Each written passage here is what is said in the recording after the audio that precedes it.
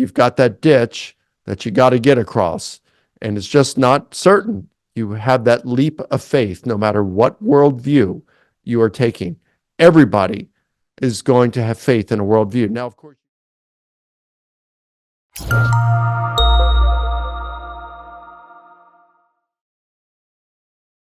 I guess we'll just start by what do you think the listeners should know about you? I'll make sure they know that you're a New Testament, professor. But is there anything else that you think that they should know about you before we kind of dive in? I grew up in Baltimore, and I became a Christian at the age of 10. That's when I would consider it. I'd always wanted, I shouldn't say always, but starting around age probably 8 or 9, I just started to ask my mom, how do I get to heaven? We'd be walking to church on a Sunday, and she'd say, well, you just have to be good. If your good outweighs the bad that you do, you'll go to heaven. I had a younger sister. I pulled her hair, hit her, made her cry. And it's like, all right, well, what if I did more bad than good? She said, well, then you go to hell to be with the devil forever. And I thought, where am I on that scale? So I remember when I was 10 years old, there was a Christian magician that came in. They combined all the Sunday school classes for the kids. And he would do these magic tricks, and he would relate the gospel message to these tricks. And for the first time in my life, it's like I understood at that point, it wasn't a matter of this balancing act of doing more good than evil. It was what Christ did for me on the cross. And this was a Presbyterian church, and the guy gave an invitation. And I remember 3 of us went forward, and I thought, man, this is what I've been looking for, to understand this stuff. Why isn't everybody else going forward? But I truthfully, I didn't care. This was the answer for me. And so I got tricked into the kingdom, I like to say, because it was a magician. So I didn't grow too much spiritually as a teen. But I ended up going to a Christian university. I was a music major, but it was a strong Christian environment, and I just was growing in Christ. I was praying a lot. I was reading scripture a lot, and I decided I wanted to go for a master's degree in New Testament studies so that I could learn Greek to read the New Testament in its original language, and I was loving it. I was getting so much more out of reading scripture. And then one day I just asked, is this stuff really true? And how do I know it's true? I was raised in a Christian family. It's the only thing I know. But if I'd been born in Afghanistan, would I be a Muslim? If I'd been born in China, would I be an atheist? If born in India, would I be a Hindu? Do these people have religious experiences like I think that I have? Do they feel close to God or the ultimate reality? How do I know that what I believe is true? And so that started to get me doubting. And my roommate turned me on to Gary Habermas. And when I visited Gary in his office, he was patient and didn't make me feel bad at all. He had said that he had experienced doubts earlier in life, even after completing his doctoral work. But he shared with me the evidence, just quick evidence for the resurrection of Jesus, and that really helped me at that point. But then later on, I started to doubt again, and Gary would point me to the evidence for the resurrection of Jesus. And I started really devoting myself to it, and I ended up doing a doctoral dissertation and research on the resurrection of Jesus, and ended up debating. I've had like 36 debates, and most of them have been with atheists and Muslims on the resurrection of Jesus and what happened to Jesus. So yeah, that's kind of where I'm at. My faith in the resurrection of Jesus increased as a result. Evidence is important to me. I didn't want to just take the party line. I did find some scholars writing some things that supported the resurrection of Jesus, or the way that they are contended for it, that I just didn't find persuasive. And I wanted true evidence and look at it with the greatest amount of integrity, at least that I could muster. So that's kind of where I'm coming from, Matt. Yeah, I've always really appreciated how like upfront you are about that. I feel the pressure to not express that I have doubts and still doubt sometimes. And even though you're a professor of New Testament studies, you're still so upfront about it, which is partially why I wanted to talk to you. And just having heard a little bit of your story at the front end there, I just kind of curious, like, other than it just dawning on you that you had questions, were there any other kind of triggers or stressors that made these doubts come back? Because you said you had doubts, and then you talked to Dr. Habermas, and then they kind of came back around. Did you see a pattern in what was causing it to kind of resurface time and time again? Hmm. The main thing that started the doubts initially was like I described. It was like, how do I know this is really true? And people of other religions have confidence that their beliefs are true. Now, of course, this is before I look into any evidence whatsoever for Christianity or any of the other religions. I guess later on, what would cause doubt would be things like, there are people who are more intelligent than me, and they have arrived at different conclusions. Um, our culture, Western culture, is hardly Christian today. And in fact, I think true Christians are in the minority. Those who really want to follow biblical ethics and a biblical worldview, we're in the minority. And that kind of a social pressure can cause doubts.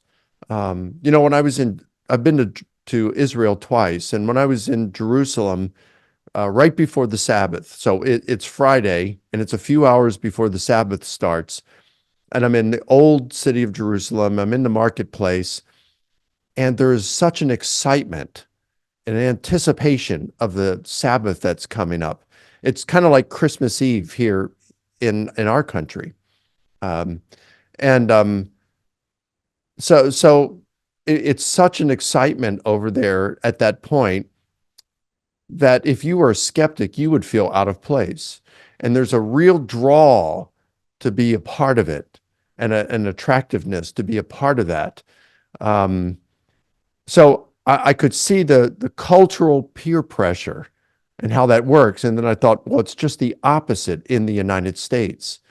The culture is in the opposite direction. It's skepticism, and there can be a real draw to that. So if a person, let's say a follower of Jesus, isn't really plugged in to the local church, or if they're on a college campus, they're not really plugged into a good campus ministry, that draw of the secular culture can really pull one away. So I think that really influences.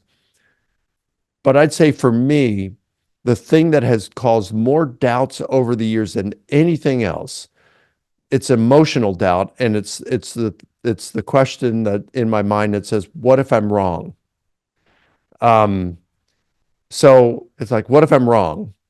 All right. And the way I like to explain it, Matt, is, I speak on a lot of stages and sometimes in front of big audiences, and they'll have the lighting crew will tell me ahead of time, hey, there's some tape here on the stage, to the left, to the right, to the front, to the back. You want to stay within the parameters of inside of where the tape is, because that's where the lighting is. And it's like, wow, I got 30 feet from left to right. I got 10 feet from front to back. I can do that easy. I can walk backward. I could be blindfolded and walk backward. I could do cartwheels, and I'd be fine staying within that. But if you took that same space, maybe in the, front to back 10 feet, and extended the 30 feet to maybe 300 feet, and suspend that between two skyscrapers and say, hey, Mike, walk from one to the other. I'm not going to do it. Well, why not? Oh, what if I fell? Yeah, but you won't, because you know that you won't. It's 10 feet from, wide. You're not going to fall. I know, but what if I do? The consequences are so horrible. But you're not going to. I mean, you could walk that way backward blindfolded. Yeah, I know, but what if I fall? That's emotional doubt right there. And when I think of worldview, Matt, it's, all right, what if I'm wrong? Yeah, but Mike, you've looked at all the evidence for the truth of Christianity, the historical evidence for the resurrection of Jesus, evidence for the historical Jesus. You've looked at the major evidences for the major worldviews out there and found them wanting. So, you've debated, had 36 debates, most of which are with skeptics, almost all of them with skeptics. So you know what they have to offer. The Christian worldview has more going for it than any other worldview. I know, but what if I'm wrong? It's like that's the thing that sometimes keeps me up at night. So yeah, occasionally I still doubt. And I think it's just the way I'm wired, Matt. Some of us are just wired that way. It's not that we like it, it's just the way we're wired. I mean, you're expressing a lot of. I mean, I just really resonate with that. I think that's why I wanted to talk with you, because you're willing to say, you're just kind of wired like a doubter, and I think I feel that same way. That I have a close friend that I talk with sometimes, and I look at them and I sometimes go, "So you really just don't doubt?" And they're like, "No, not really. Like I just believe, like I do believe this." And they've heard the apologetics and all that. They're not blindly believing, but they just don't. And I'm like, "Man, that must be nice."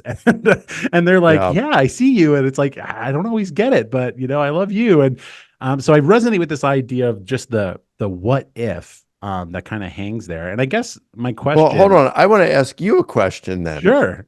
All right. Wow, I'm honored. So, do you find that you second guess and triple guess in matters in your life other than faith? Yeah, absolutely. Me Uh, too. So, yeah, it's not just faith, right. it's a lot of things. It shows it is the way we are wired. It's like, Mm, did I buy the right watch? Did I marry the right wife? Did I get the right car? Should I have moved into the other house? You just doubt these things and yeah. second guess yourself. It's not just faith, it's everything. Yeah, that's interesting. Actually, I want to pull on that thread a little bit then. Like, let's say that there is, and I'm sure there is some research here, but let's say there is a personality type that are second guessers and they're a little more prone to doubting. I guess the question is, or for you, because you've talked about this emotional dimension, but then also all the academic work you've done. So, do you find that all that academic work has, in some ways, put the what ifs to rest in some way? Like, what's the relationship and tension between those two for you? Yeah, well, there is certainly benefit in the academic, the intellectual stuff, because I can look and I can say, you know what? The evidence for the resurrection of Jesus is pretty good. It's not just something that someone said you got to accept by faith. In fact, if there wasn't the miraculous element to it, I think everyone or all the historians would accept it. It's because it's miraculous that it's a miraculous event that it's put in doubt, which I think that's something that can be dealt with.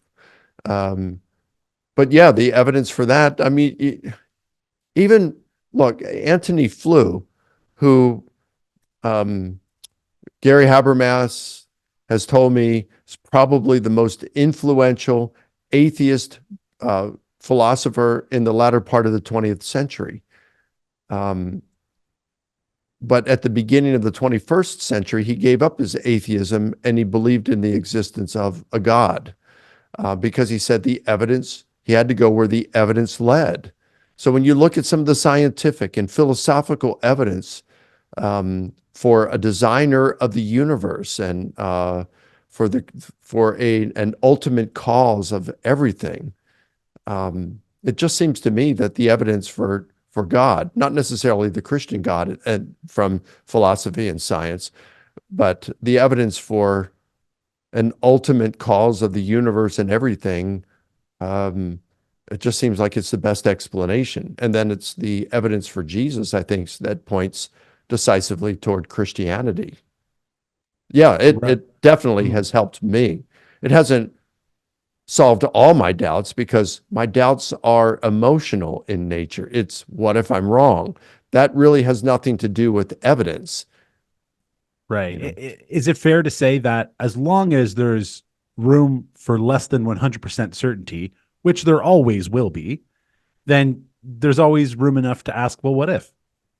Yeah. Yeah, that's a really good way to put it. And the thing that immediately came to my mind when you said that is, my wife likes to watch like crime stuff on TV, real crime stuff, and then see people on trial. And like she watched uh, the entire trial of Alec Murdaugh, and I'm seeing. I would pop in the room every once in a while to maybe get a bite to eat or something, and I see her watching it, and maybe I get sucked into it for 10 minutes, and I'm sitting there watching him, and I'm thinking, boy, if I'm on a jury, um, this would be tough because we're talking about the life and freedom on the line for this person. Now, if he actually killed them, then yeah, death penalty, life in prison without parole, something like that. But better be really sure that he did it like that. And I'd be thinking as a juror, I definitely want some evidence. And it's not proof beyond all doubt. It's proof beyond a reasonable doubt when it's a criminal case. And it's like, yeah, but there could still be lingering doubt. And it would probably bother me thinking, man, I know there are some people in prison who should not be there because they were wrongly convicted and they are being punished for the crime of someone else. And it's like, if I were a juror, I'd want to make doubly sure that I wasn't going to participate in doing that with someone. So, yeah. I mean, that would probably make you a great juror. Well, maybe not though, because maybe I could never convict someone. That's a good point. Well, then let's pull on that thread, So then the question then is, you have that worry that you would act that way in a jury trial, and yet with matters by your own admission that are much greater, eternity, salvation, you have made a conclusion. So what pops into my head is, how did you do that? And I think let's angle into that question, if you don't mind, by kind of first starting with, I think that you hang your faith in Christianity on the resurrection of Jesus. Many people do. If you agree with that kind of philosophy or approach, I'd love to hear why it is you've chosen that as the crux issue to hang Christianity on, the resurrection of Jesus. Yeah, good question. Well, the Gospels report that, let's go before the Gospels and look at Paul. So 1 Corinthians chapter 15, verse 17, Paul says, if Christ was not raised from the dead, your faith is worthless. You are still in your sins, and those who have died as believers are forever lost. And when you look at his entire argument in 1 Corinthians 15, one of the directions he takes is, if Christ was not raised, we're not going to be raised. Why? Because Christ's resurrection was the beginning of the general resurrection. Our resurrections when Christ returns, will be the culmination of the general resurrection. So, because these two are inextricably linked, if Christ was not raised, we're not going to be raised. If we're not going to be raised, the Christian life is not worth living. This life is all there is. So let's eat and drink, for tomorrow we die, Paul says. But Christ was raised, therefore we will be raised, therefore the Christian life is worth living. So that's one of the arguments he's making in 1 Corinthians 15. And I agree with that approach, and I think that's very common. That approach is and I agree with that. Sorry, was there something else you wanted to add to that? I mean, Jesus predicts his imminent death and resurrection, and at 2 points, one in John and one in Mark, he's basically saying, go ahead and destroy this, go ahead and kill me, I'll raise from the dead. John chapter 2, and then Mark chapter where he talks about the sign of Jonah, would be the sign. So if Christ was not raised, well, then, we can do away with the Christian faith. That's not a good, viable option for us to consider as a worldview. But I think most people would agree, if he did rise from the dead, Christianity is probably true. And so without having to look at spend a lifetime looking at all the intricacies of every worldview. I mean, look at the major ones: Islam, Judaism, Buddhism, Hinduism. Um, but when you look at all this, the resurrection of Jesus, I mean, that's the test right there. Islam gives a test that says try to create a surah like one in the Quran. You'll find that you can't do it. That's the test the Quran gives. So or Mormonism with a burning in the bosom. Like there are different, exactly, I it's suppose, subjective, right? right. But not with It Christianity. seems We're that, talking about the resurrection of a dead man. oh, I see what you're saying. I mean, that's an interesting distinction. You're saying that it's not a subjective internal examination, but it's actually something external, historical, even that we can Yeah. look at. Okay, that's fascinating. And so then I would love to ask you, because it would be a waste to have you on here and not ask you at least some historical questions. Okay. You've because this is what you're an expert in. I would love you present a minimal facts argument. Sorry, my camera stopped recording here. You present kind of a minimal facts argument for the resurrection, which I do find very compelling. And I've kind of stolen it per se as I've done talks on the resurrection. I know that this is a lifetime of work, and you've written books and books on it. But is there kind of a condensed version of what that minimal facts approach is, so people can understand it? Yeah. So, this really helped me when I went into the Gary Habermas's office to talk to him when I initially had doubts. And it's like, for me, I wasn't an apologetics geek at that point. I was just wanting some reassurance of my faith. And so what the minimal facts approach does is allows you to get that, pretty quickly. Also, because scholars, just like everybody, whether you're a scholar or not, everybody is biased. Everybody has their own biases. And some things scholars will acknowledge as facts. They find it hard to deny because the data is so strong that they got to grant it, if they're going to be rational. There's always going to be some who won't accept anything. Like there are some people out there, some scholars who will say Jesus never existed. They're the kind that won't be convinced by anything. And I think if they really applied the same burden of proof to other things, they'd find that there was very little that they'd be able to establish. So I'm going to look at, in order to recognize my own bias as well as the bias of others, I only want those facts that are so strongly supported by the data that virtually all scholars are willing to grant that they are facts.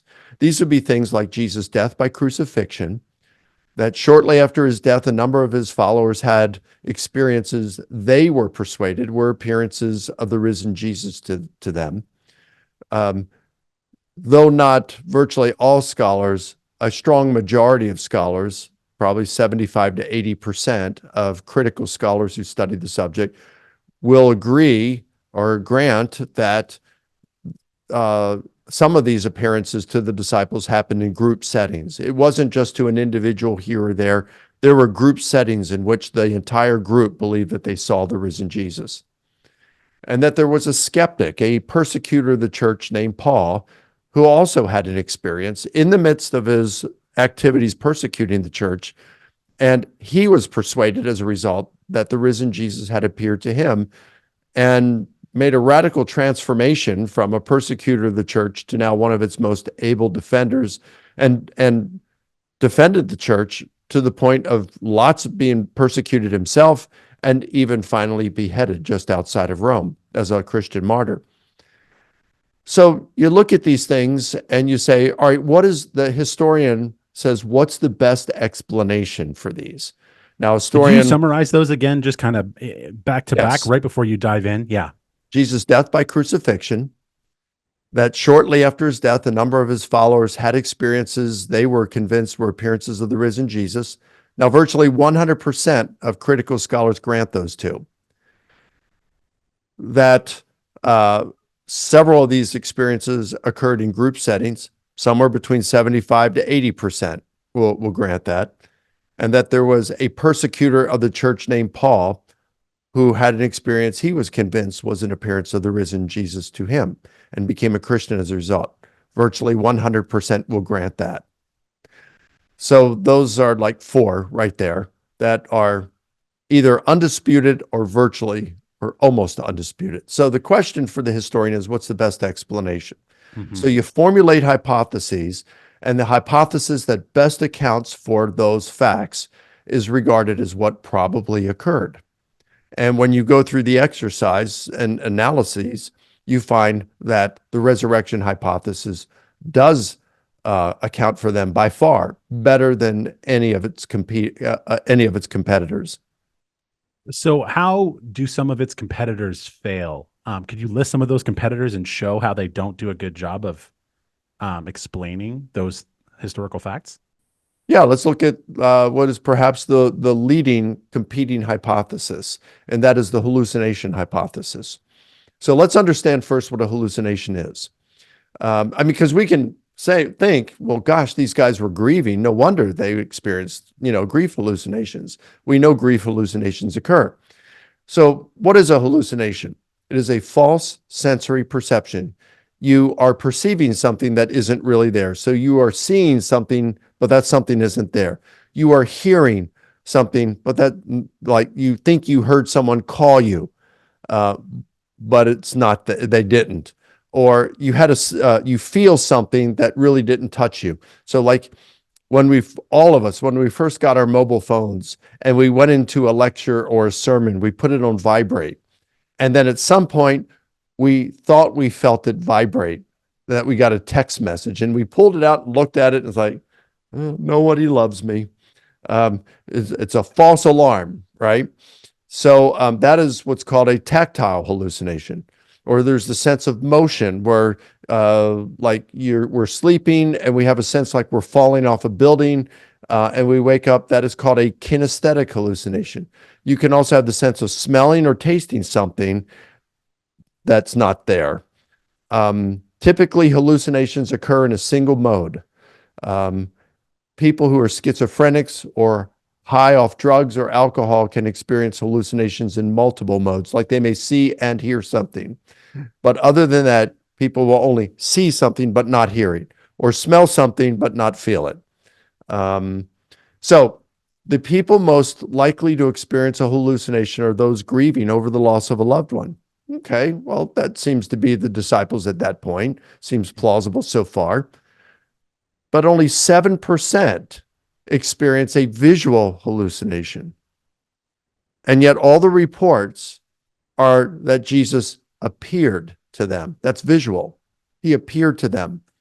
And if the Gospels are correct, then they not only saw him, but they also heard him and touched him. He made food for them. He ate in front of them. So, that doesn't work with the multiple mode. Because hallucinations are false sensory perceptions that are going on in the mind of an individual, the brain of an individual, they have no external reality, then groups cannot experience them. In fact, there's a textbook out that came out a few years ago called Hallucinations, The Science of Idiosyncratic Perception, published by the American Psychological Association.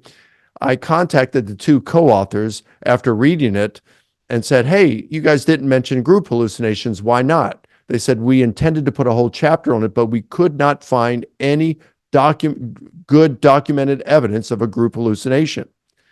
And the problem with group hallucinations is because they're in the mind of an individual and have no external reality, how can a group see it?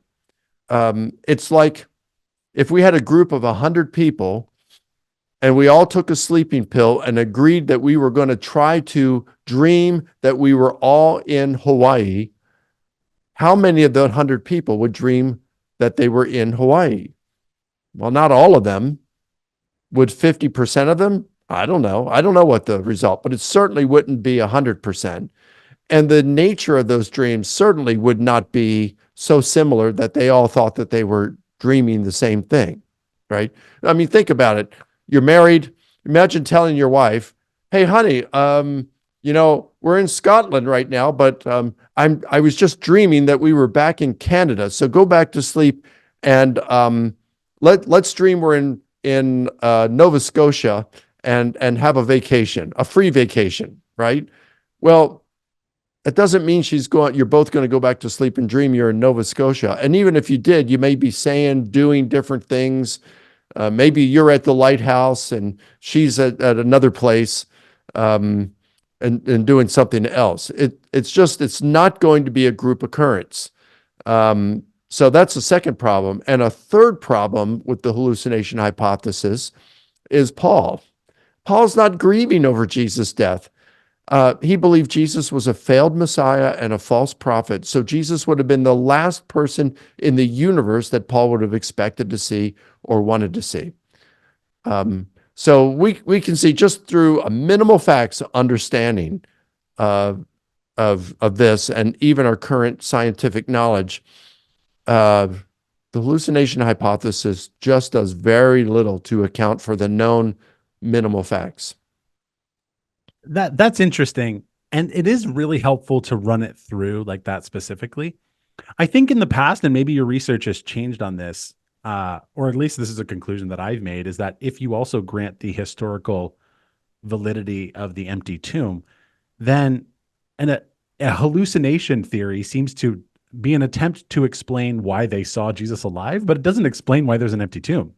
They right. should be seeing him, but then there should still be a body in the tomb. So it might explain one fact well, but it actually doesn't explain another fact of the narrative. And so it lacks explanatory scope, I think. That's right. Yes. Yeah. Okay. Fair enough. I mean, that's really interesting. Are there other alternatives that are popular? You said hallucination theory was the most popular one. Are there any others that have any real traction in academia? And how do those theories fail? Not really in terms of alternative hypotheses of what happened. It's like, it used to be metaphor. People like John Dominic Crossan, George Nicholsburg, they would hold metaphor, but I mean, that one's just bit the dust. It's really weak and uncalled for. It's very easily refuted. Apparent death Meaning theory, that, like, broad, huh?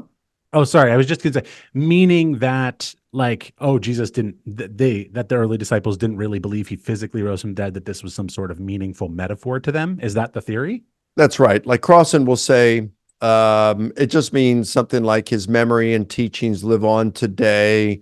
Come experience him as we fellowship together. But Crossan doesn't believe that, I mean, I've talked to him about this. He won't refer to himself as an atheist, but he doesn't believe that there is a creator of the universe or anyone who is a supreme being. He thinks that when we die, that's probably it. If you ask him, does God exist? He'll say yes. I'll say, no, wait a minute. But you don't believe that there's a creator of the universe or a supreme being of sort. That's right. So how are you defining God? It's a mystery. It's like trying to nail Jello to the wall. And much more subjective than the objective test we've been trying to give ourselves with whether Jesus physically rose from the dead. Oh, yeah, for sure. So, yeah, that's the metaphor. But here's the thing. Paul says if Christ has not been raised, your faith is worthless. How does that work with metaphor? And then you look at the earliest skeptics for which we have any kind of an account. You have Matthew reporting that the Jewish leaders in his day were saying the disciples stole the body. Justin Martyr in the middle of the 2nd century says the Jewish leadership were still saying that in his day.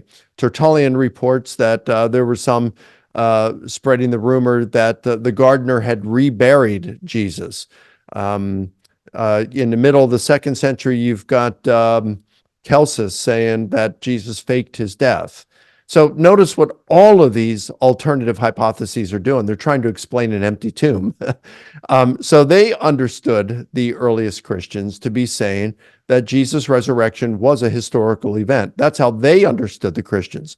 And then you look at how the Christians responded to the skeptics. They didn't say, okay, you misunderstand us. We don't really mean that Jesus rose from the dead. It's just a metaphor, knucklehead.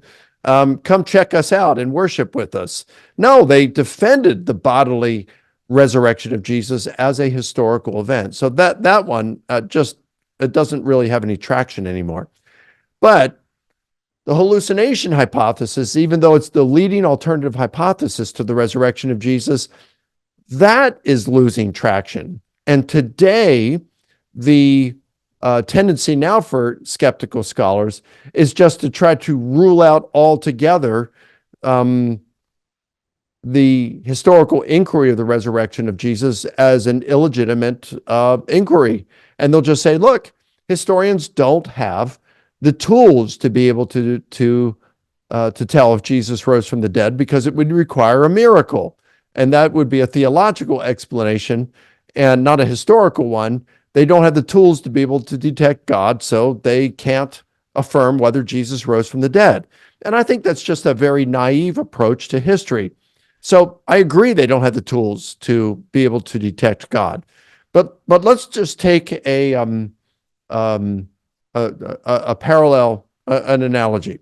Let's just say that scientists have been tracking a comet and they know it's about to collide with the moon. And they know it's going to happen on a particular day and time. So at that time, you got the Hubble Space Telescope that zoomed in on the moon's surface. You have several planetariums around the world that are strategically positioned at that point to be able to zoom in on the moon's surface to watch the event occur. And at that time, it's like, bam, the comet hits the moon. And as the lunar dust settles, astronomers notice a message written on the moon's surface. And it says, Jesus is Lord. And it's written in Hebrew and in Greek. Now, a good scientist would say, whoa, that's an extraordinary event. It would seem to require God, and I don't have any natural explanations for it. However, as a scientist, I also don't have the tools to determine whether God did this. So I guess I'm just going to have to affirm that the event occurred, but I'm going to have to leave the cause of the event undetermined. That's what a responsible scientist would do. Here's what an irresponsible scientist would do. Whoa, that's an extraordinary event, and it would seem to require God to do it. I don't have any natural explanations for it, but I also don't have any tools to be able to detect God. Therefore, I can't even affirm that the event occurred. Now, that would seem crazy. What do you mean? We know the event occurred. We saw it through the telescopes. Yeah, but it would require God, so no, I can't even affirm that the event occurred. I can't confirm it. But that approach to science is the very same approach that a number of modern historians and scholars of Jesus, New Testament scholars, are doing when it comes to the resurrection of Jesus. They're saying, yeah, there's some evidence for the resurrection of Jesus. I may not have a natural explanation for it, but I also don't have the tools to detect God. Therefore, the historian can't affirm that Jesus rose from the dead. No, I think that you subject these hypotheses to strictly controlled historical method, a responsible historian would, and if the resurrection hypothesis is the best explanation, you can leave the cause of the event undetermined and say Jesus rose from the dead, but as a historian, I can't go any further. You know, I think that's what a responsible historian could do. Yeah, I'm not sure. I mean, I hear, I agree with you. I'm not sure how, far we'll ever get with anyone saying, okay, Jesus rose from the dead, but I don't know the cause.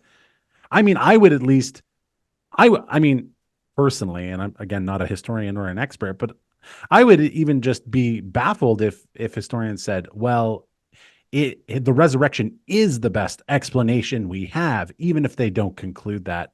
And it seems as though some people do say, well, they kind of go the agnostic route where it's like, well, they're really, that even if the resurrection is the best explanation, maybe there's a better one and we just don't know it. So we're going to kind of leave ourselves open to that. That seems, in other words, it's still the best explanation as of right now. Yeah, I guess that's true. Thanks for acknowledging that. Yeah, I mean, that's very interesting. So that, yeah, I think that's an interesting point. And I think it's very affirming for the doubter who goes, yeah, I'm not sure if I can believe this, to go, wait, it is actually a good explanation, the best explanation. And I think for me in particular, it feels like very affirming that it lines up exactly with what the broader story of Scripture says. Like Hmm. it all kind of works together, and there's a coherence to it that, at least for me, makes it. It just feels like, oh no, it's all working together. This isn't a random fact coming into the mix. It's actually makes sense. But one other thing I wanted to say about kind of your idea of people wanting to go like, well, this is as far as a historian can go, and they can't make a broader conclusion, is that I can see why that would be a tension in your field as a professional. But for me as a layman, I'm like, well, I like history, I like theology, I want to get knowledge from wherever I can get it from. It doesn't matter if history can only take me so far. That's when I put on my theologian philosopher hat and I keep going. So I don't limit myself to that, which I understand a professional historian would want to do. But for the average person who's maybe doubting, it's like, I don't see the problem with just putting on another discipline and That's continuing to right. search for truth. I mean, think about the scientists, back to the comet thing. Would the scientists be justified in saying, God probably did this? Yeah, I think they would. They do things like this all the time. For example, black holes. No one's ever seen a black hole. They've never seen subatomic particles like quarks, strings, and gluons. Well, why do scientists believe these things? These are theoretical entities posited to explain observable phenomena. So they observe the phenomena and they said, well, we see these things, these effects. What would cause these effects? And so they come up with theoretical entities. That's what a black hole is. That's what quarks and so forth are. They're theoretical entities posited to explain observable phenomena. So could scientists be wrong? Yeah. Well, then they just abandon that and they come up with something else if they find out they're wrong later on. A historian, I think, could do the same thing. A historian could posit a theoretical entity as the cause for the resurrection of Jesus, God, and say, well, if someday God's existence is disproven, well, then we just have to give up that as the cause and look at something else. Right. And it seems like, what else can you do but follow the best evidence we have? For the doubter, you're kind of trapped there. So yeah, I'll have to keep wrapping my head around, yeah, what you're just saying there. I think, Well, and one more thing, sure. you shouldn't reject a historical conclusion because of its theological implications. All right. If you don't like the theological implications because they challenge your worldview, well, perhaps it's time to change your worldview. Yeah, that's yeah, that's interesting. And hopefully for the doubter, affirming that the historical conclusion, yeah, does kind of affirm what they might be wrestling and struggling to actually believe. Okay, so I have let's assume, based on the minimal facts argument that you've presented, that uh, Jesus rose from the dead. I noticed earlier that when you were talking about, why you use the resurrection as an authenticator of Christianity, you said that if Jesus rose from the dead, then Christianity is probably true. It's most likely true. And so this question, this is something I've wanted to ask you actually for a few years. So I'm really grateful that we have a chance to do this, because I was listening to some lecture you were doing, or it might have been on your podcast. Sorry, my camera's acting fritzy today. I have to keep poking at this, keep it going. It might have been on your podcast, and you mentioned something like the extraterrestrial hypothesis, that like it's logically possible that Jesus was an alien. And that didn't like throw me into a crisis of doubt Well, itself. that's good. But I don't believe in aliens, but I suppose it's possibly true. But I think what's interesting about that is that the possibility. I want to make sure I word that. Actually, I wrote it down, so maybe I should just read it, because it's a kind of nuanced, tricky question. I say, so all the historical details of Jesus' death and resurrection could be true, those minimal facts you laid out, but Christianity, as presented in the Bible, could still be false if Jesus were a trickster alien. Mm-hmm. So it seems that trusting Christianity to be true, in some sense, trusts that Jesus was sincere when he was claiming to be the Son of Man in Daniel 7. So I guess this is a really personal question. I am asking you to step out of the historian mode and step into the Christian mode, and to say, how do you take that last step of going, this is the best explanation, but now I'm actually going to trust Jesus when he said he was the Son of Man.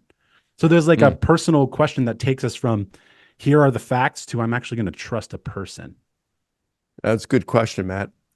So centuries ago, there was a philosopher named Lessing, and he came up with something called Lessing's ditch.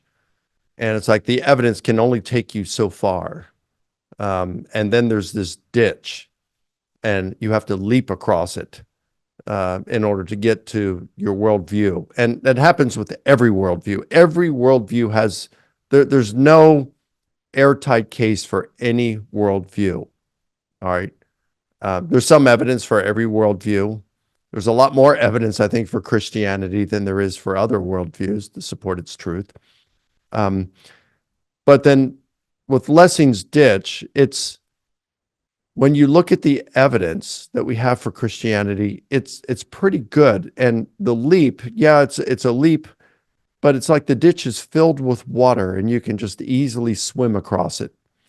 What I do is I look and I say, all right, in addition to the philosophical and scientific evidence for God's existence, in addition to the historical evidence for the resurrection of Jesus, I look at things like near-death experiences that are well evidenced, extreme answered prayer, paranormal phenomena, um, things like that that really seem to suggest a spiritual dimension of reality. So I would add that to the mix too. And then I look and it's, yeah, extreme answered prayer. There have been times when it's just amazing. I've prayed and bam, it happens. There have been occasions, a couple of occasions, two, I can think of right away, where I prayed for someone who was sick and they were healed instantly. It's pretty cool. I'm not a healer. I'm not Pentecostal or charismatic, but yet I've seen these things happen. Now, of course, a skeptic would say, "Well, that's just coincidence," and maybe it is. But I look at things like that. I see of other miracle reports that people like Craig Keener and others have reported, contemporary miracles, things that they've even experienced. And these things move me to believe in the gospel that go a little bit further and say, well, Jesus was probably who he claimed to be because he still heals. He still answers prayer. So could he be an alien deceiving us? Yep. And somewhere along the line, you've got that ditch that you got to get across. And it's just not certain. You have that leap of faith, no matter what worldview you are taking. Everybody is going to have faith in a worldview. Now, of course, you could just say, well, I'm not going to take any worldview. I'm just going to be an agnostic. Well, that's fine. Well, But yeah, it seems like you'll probably then just have a worldview that you're not really paying attention to. You're just assuming whatever you want to assume. yeah, you're either apathetic or lazy. Right. And sometimes apathy, I mean, I guess it could be okay. There are a lot of things like I don't care what's going on in the NBA. I'm just not a basketball fan. I know it's a great sport. I know the athletes are phenomenal, but I guess you could say I'm apathetic toward what happens in the NBA. I couldn't care less about what's happening in that sport. Now, baseball, that's a different deal there. A lot of people don't care about baseball. That doesn't make it wrong or anything. It's just maybe some people just don't care about the worldview. But I will say this, if Christianity is true, you should care. Because that apathy or laziness could cost you eternity. Right. Like the stakes when it comes to God are very real or ultimate because God, if God exists as an ultimate being. That's interesting. And it sounds a little bit like what you're saying in terms of Lessing's ditch is that we're not just looking back on a historical event, but if the event itself is actually true, then Jesus is alive today and can actually be experienced. And that kind of, the stories you shared are inspiring. And I suppose lots of doubters are seeking Jesus in that way. And I think that actually makes sense because they have to get from a point of just going, this is a historical fact to something I'm going to trust that Jesus is alive and will actually resurrect me. So yeah, I appreciated the way you framed that. Um, we've been chatting for 50 minutes. I don't want to keep you too long. I don't know if you got to get running at some point. But We could do 5 or 10 more minutes. sure. Okay. Well, what I want to do with that time then is I'd love to kind of hear your thoughts on how Christians and churches, maybe apologists or ministers like me, could do a better job of actually journeying with doubters. And the reason I'm bringing this up is because I saw that video that you and your wife put out together about Marty Sampson when he was doubting. And I don't know if I think he's totally deconverted now or whatever. But you both were putting out videos and you were concerned about the way people were reacting to him expressing his doubts. And I just appreciated that. And I'd love for you to give you an opportunity to express here, what were your concerns with how people were reacting to him? Well, I think people would come out and condemn someone from doubting. They don't understand doubt. And some people don't. My dad, he was a great guy, but he just did not understand why I experienced doubt at times. He couldn't relate to me in the way I was wired. William Lane Craig has never doubted his Christian faith once he became a Christian. Once we were at a table together after a conference, and there was a girl sitting at the table. She had been a Muslim, had converted to Christianity, and she was saying, she was feeling bad because she's saying, I believe Christianity's true, but I just wonder if I got to a point where some Muslims captured me and they told me to jettison my Christian faith and return to Islam, or else they would torture me. Would I have enough faith to remain faithful to Christ? And would I doubt? And I think that's a legitimate question. But Bill could not relate to it because he's never doubted. And he'd give her an answer, and I could see that was just not ringing true. It wasn't helpful to her. And I said, Bill, have you ever experienced doubt? And he said, no. And I said, well, I have. I know exactly what she's saying. I can understand that. But you know what? I want to hasten to add that Jesus understands that too.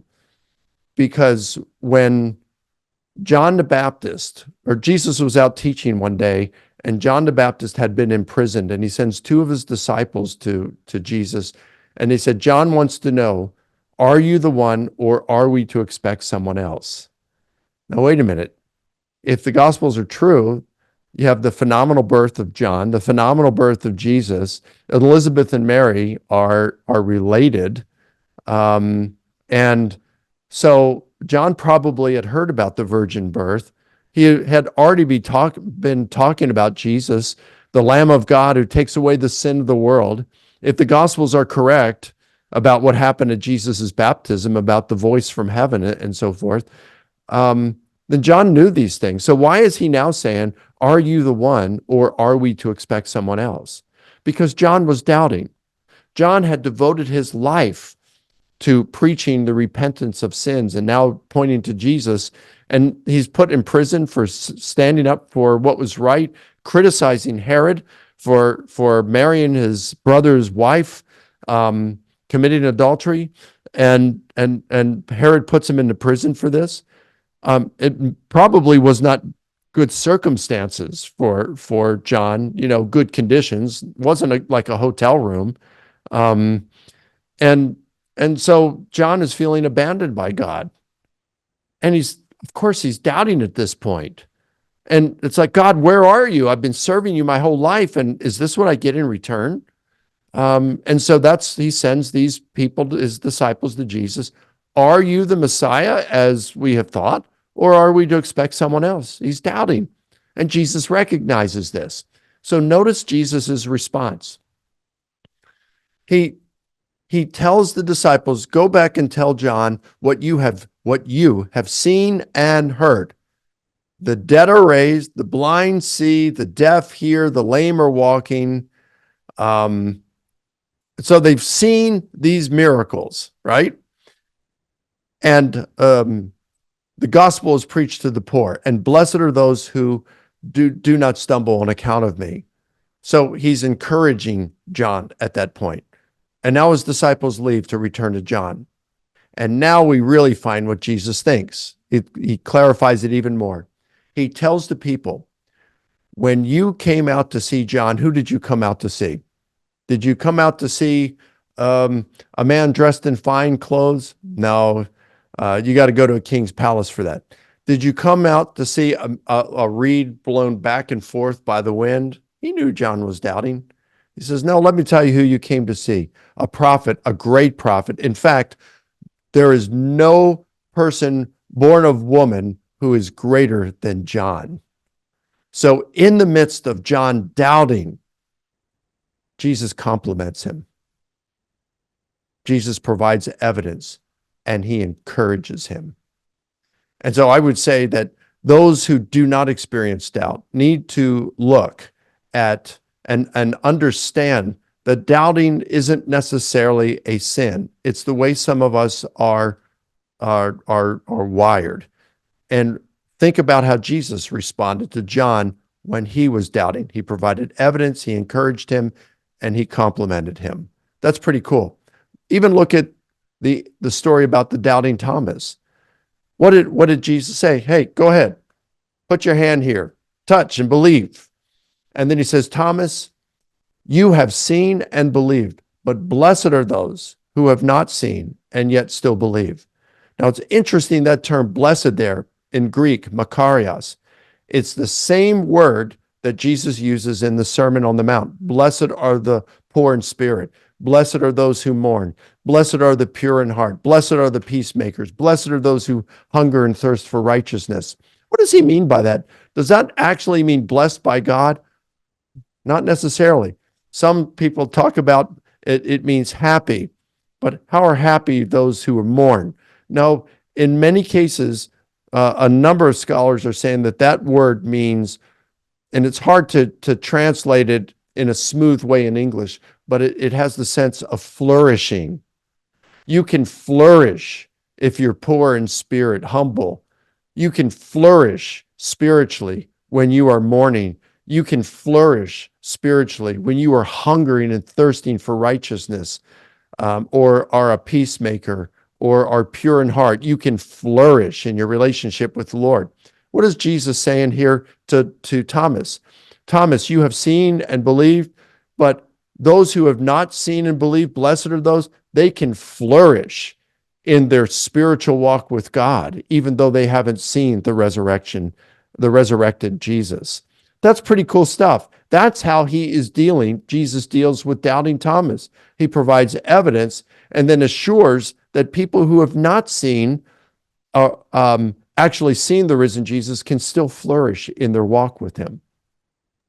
Interestingly, because that passage often sounds to people as though Jesus is rebuking Thomas, but less than that, what you seem to be saying is that Jesus is saying, you're blessed because you've seen me, but guess what? Even those who don't have what you just received, they can still be blessed in a similar way. So it's actually not a rebuke. It's funny because we hear it as something that's really limiting, but it sounds like Jesus is actually opening up the blessings. He's not restricting who can be blessed. He's saying anyone can be blessed, even if they haven't seen me physically.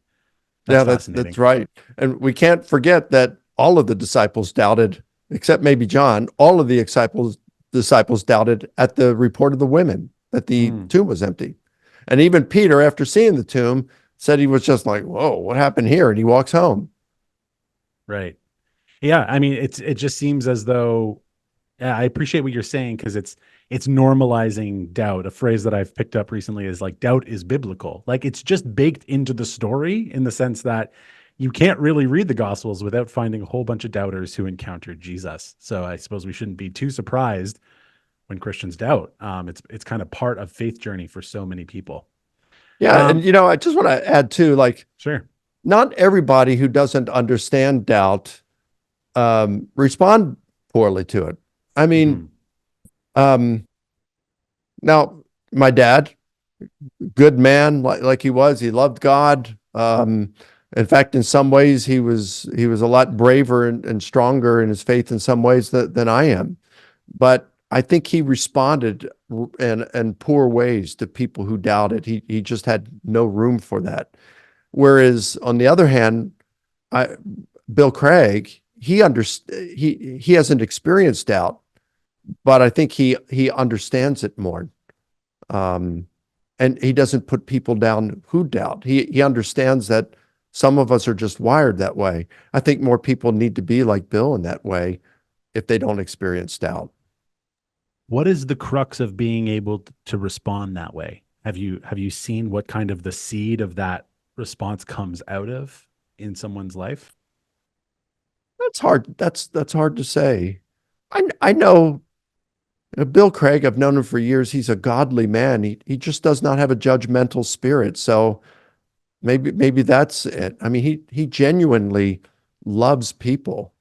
In fact, I've noticed that with a lot of your top shelf Christian apologists, people like Bill Craig, people like Gary Habermas, Lee Strobel, Mark Middleberg, uh, Mary Jo Sharp, Nancy Pierce, you name it, Frank Turek.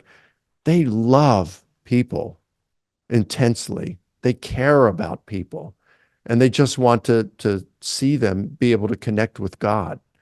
Um, it's cool stuff. It's a group I'm proud to be a part of, affiliated with them, because they're just great people. Yeah, no, I appreciate that. Yeah, I can understand that. It is really like it is really a question about people's character, like why, what in their life allows them to be able to meet with someone who is confronting their sincerely held worldview, but still to be able to engage with it with gentleness and compassion. So I appreciate that. Just as we wrap up, I end every interview by just asking, is there anything left unsaid? Is there anything you wanted to say that I didn't give you a chance to say? There's just kind of free reign. If there's anything more to say that I didn't make room for. Well, I would just say, in wrapping up, doubting is normal. C.S. Lewis doubted, he said, as a Christian, but he also doubted when he was an atheist. Um, you had Gary Habermas once ask Antony Flew, that great atheist philosopher, if he ever doubted his atheism. He said, "I doubt my atheism every day." And so doubting is normal, whether you're a Christian or not. It's normal. Look at the evidence. Number two, look at the evidence. Three, I'd say absolute certainty without any doubt about something is an unreasonable expectation. And four, faith is more than just belief. It's how you walk or live. So just take a college student and who's a believer, and this college student is dating this girl, we'll say, and she comes on to him, wants to have sex, and he's thinking, I shouldn't do that as a believer until I'm married. If he's doubting, he may say, yeah, but Christianity may not be true, and I don't want to pass up on this great opportunity. And he may think about that, but then he think, but Christianity may be true. Faith is, at that point, is making the decision to live as though it is true. So when you're doubting, you make the decision to go on and live as though it is true. And that's faith. It's putting your feet to where your head and heart are telling you, are leaning. It's like Peter, he was doubting, but he still was willing to get outside the boat and walk to Jesus on the rough seas. Faith doesn't mean you're not going to have any questions. It doesn't mean that you're going to have 100% confidence, but it does mean you have enough confidence that you're willing to live as though it's true. So, yeah, I would say that. I guess a final thing I'd say, people can check out more of our videos on our YouTube channel. And if they're interested in going further in learning apologetics, where I teach at Houston Christian University, we have an online program that they can take. We have people in all these different countries across the world that plug into our Master of Arts degree in Christian apologetics. I have them in my courses every year. So check it out, HBU or hc.edu/defend. Yeah, thank you. And thank you so much for taking time to share so much and to share so honestly. I really sincerely have always um felt supported by you because you're a scholar who's a Christian, but you also are a second guesser, and it's made space for me and other doubters to want to try and follow Jesus, but to be honest about our doubts. So thanks for spending time. You're welcome, Matt. Good to be with you, brother.